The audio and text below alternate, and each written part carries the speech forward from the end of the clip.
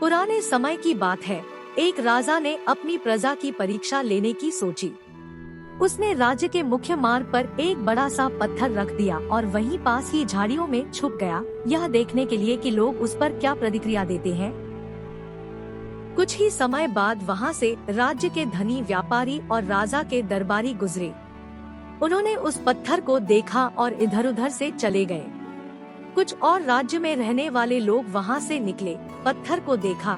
किसी ने राज्य के मंत्री को भला बुरा कहा तो कईयों ने तो अपने राजा को ही राज्य व्यवस्था ठीक से न चला पाने का दोषी ठहरा दिया और वहां से चले गए। राजा यह सब देखकर बड़ा दुखी हुआ। तभी एक किसान सब्जियों की बोरी अपने सिर पर रखे वहां से गुजरा।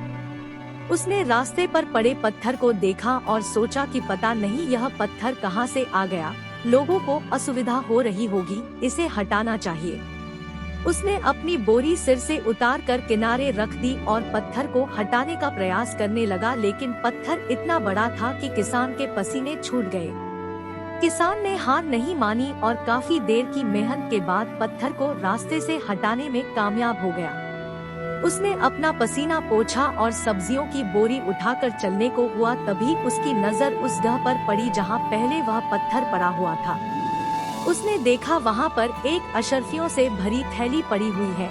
किसान ने उठाकर उसे खोला तो देखा थैली के अंदर एक राजकीय पत्र था जिसमें लिखा हुआ था, मेरे राज्य के सबसे परिश्रमी और दयालु व्यक्ति के लिए, जिसने इस पत्थर को रास्ते से हटाया, उसके राजा की तरफ से छोटी सी भेंट।